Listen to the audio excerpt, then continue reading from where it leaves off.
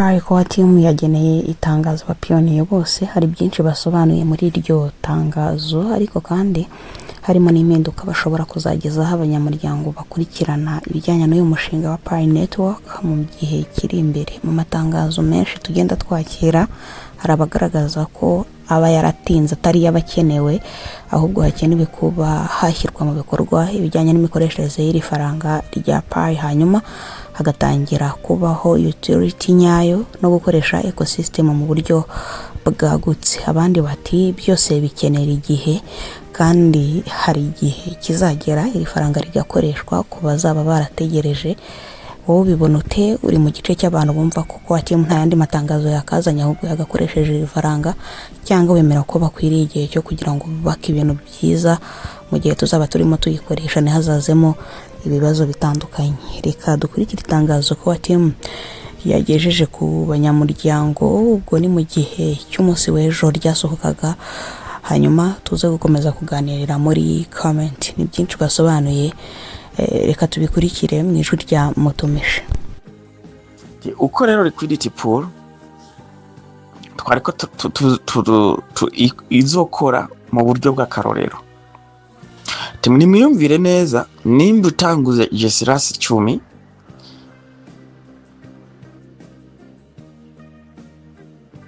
nimba utanguze Jesirasi 10 bizogusaba ko utanga test Pi 10. Ibyo twashoboye kubyiyumvira dukoresheje ino formule. Sirasi zibikwa hamwe na Pi zibikwa kugira ngo zigume zifise agaciro k'ikidandazo. Mu by'ukuri rero Pi 10, Sirasi 10 uzigwije ko na Pi 10 bizovyara 100. Hano uri kurasoma kwa kano ka blog baje batubwira bati uko tuzitabira launchpad, ni kuvuga ko ushaka token, ni waba ushaka token zose uzobushaka. Nk'ubu jewe ninashaka token ya Toyota, abati ngomba ama Toyota 40, kuko Toyota ni company igura mu modoka, abantu bose bifuza imodoka. Ubwo rero ntegerezwa gutora ama token ya Toyota 40. Wa ugiye gutora ama token ya Toyota 40, uzoca ufata ibyo 40, izo Pi 40 uco zigwiza inshuro 40, uzoce ubufise ama Pi angahe? 400. Wihweje na formule bazanye kuri testnet twariko dukora. Wewe nimba ushaka token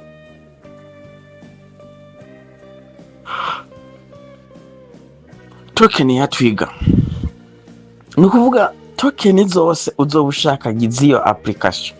Hano batubwiye ngo for constant product, kugira ngo ico kintu kize kiguma gifise agaciro, utegerezwa kugira Pi uzobika, kandi wongera ugire n'amacoin yiyo ntuzenya ufata ukazobikamo muri liquidity pool.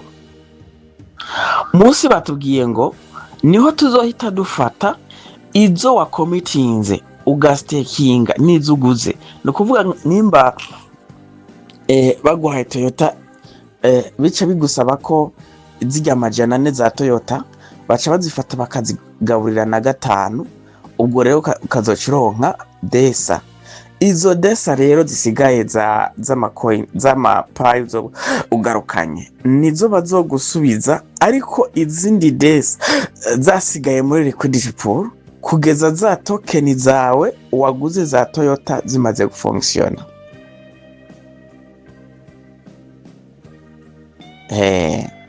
baciye bavuga bati ibi tubitanze kugira ngo abapiyoniye babimenye kare, banavyigire ko bibaye ngombwa bavyigishe, hama bamaze kumenyera kubikoresha tuzohita tubikuraho. Ni ukuvuga ko bazohita babikuraho. Iki nico kintu nariko ndavuga abantu bantahuye kutariko some peoples.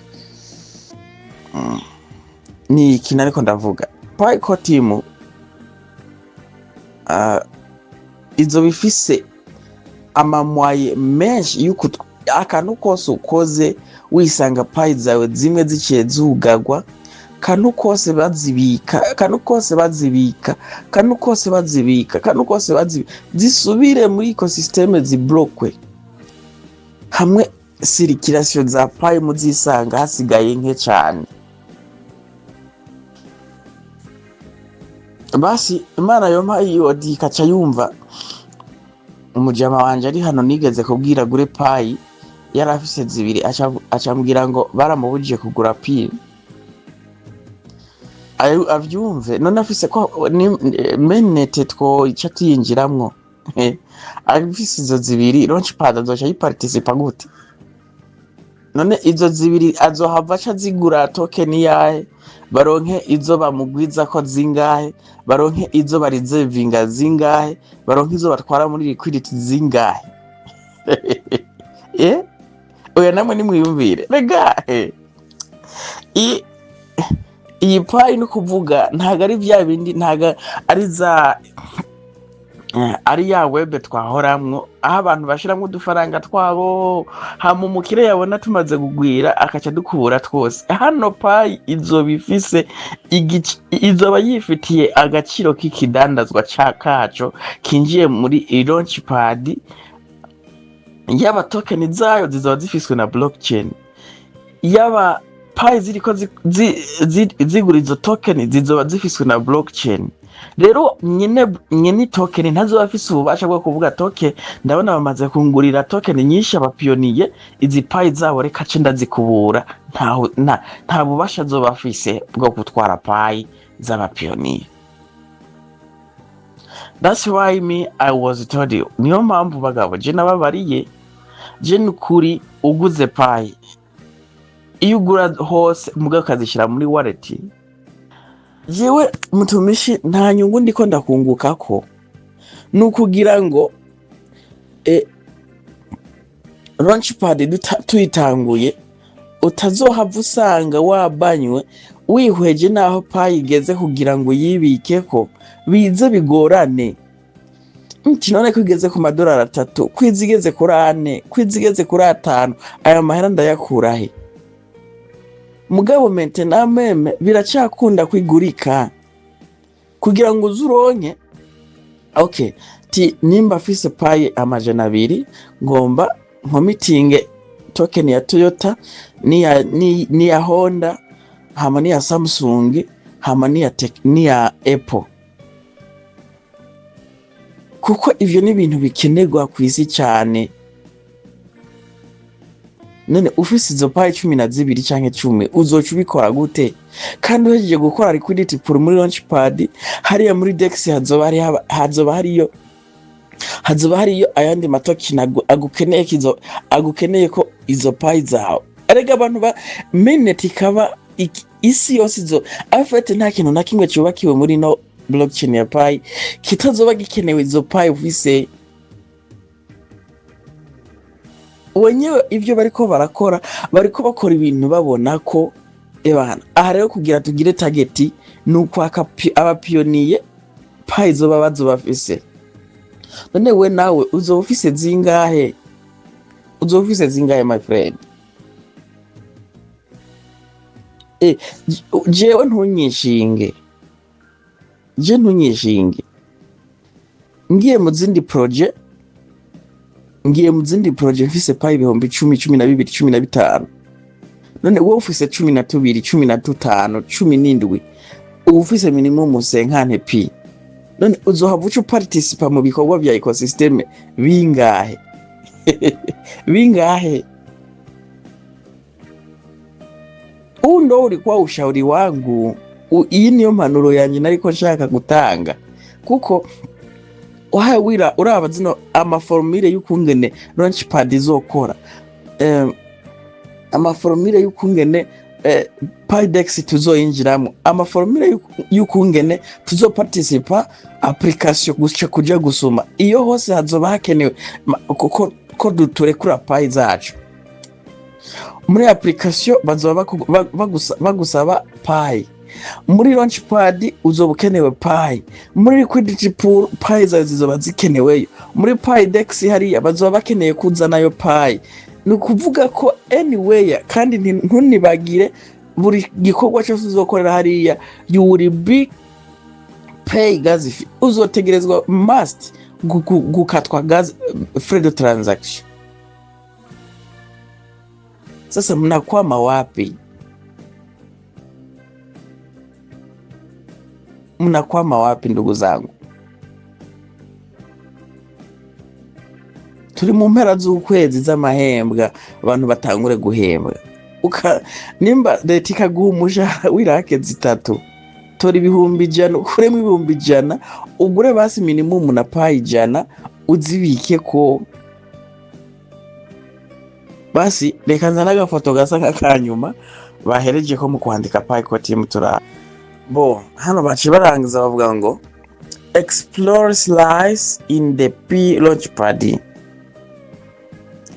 Icyo twovuga kuri slice muri iki gihe iri muri launchpad, while slice exists only on the testnet and they will never move to mainnet. Nkuko twari bibabwiye, slice ni token iri kirakoreshwa mu buryo bwa testnet, ntago izokwigera ihonyora muri mainnet. Ibi niko timu yavyanditse mu byumva. Niyo mpamvu nabibasobanurira hejuru bavuga ati slice cyangwa izi token tiko turakoresha mu buryo bwa launchpad, ariko mu buryo bwa testnet ni ibintu biriko bidufasha kwiga uko haje amatokeni ari reality ari base sur le bien et service. Ntago tuzoza tuzanye ngo amasirasi ngo twagize muri test, no, ntago bizoza muri mainnet, ahubwo mainnet ni yaransingwa. Bigaragara ko uku twize turiko twigira kuri izi launchpad bambe za slice token za ira token mu buryo bwa launchpad, haje token rero ziri base sur le bien et service, ni ubwo tuzohita dukora ivyo twakoze mu bihe vya testnet. Ariko hano ko team iraduhakaniye ko izi slice ndetse n'izayira hariya ntago zizoza zifise ibyashara byazo mu gihe zizinziza izindi token zije zivuye he mu by'abantu bakoze bajyanye na product. Pioneers, aba pioneer rero can use it to learn how launchpad mechanism. Bashobora gukoresha rero iyi slice bariko bayigirako uko mechanism za launchpad zizokora, uko liquidity pool zizokora, uko swap zizokora. Baza baranaraba mbega token iziraduga izirakora gute kubijanye n'igiciro cyayo. Murabibona ko ubu harimwo amakandlestick y'ukungene baza barakwereka amaparticipation y'iyo token uko agenda ramera. Hariyo candlestick. Daily participation also helps P get together. No kuvuga ngo ukubaha ukuja kuba turakora iriya testnet ya slice bifasha data za Pi kuza zirazana feedback zivuye mu bikorwa vya community bariko barakora. Imbere yuko mubone kano kajambo kahereje ino test,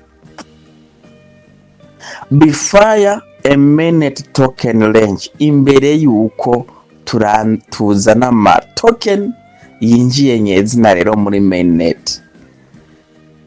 Murabona, ndashaka mufate kano kajambo gatangura ndetse n'agahereza. While Slash exist only on the testnet and will never move to mainnet. Uku turiko dukoresha testnet za Slash ntago zizigera zinjira muri mainnet.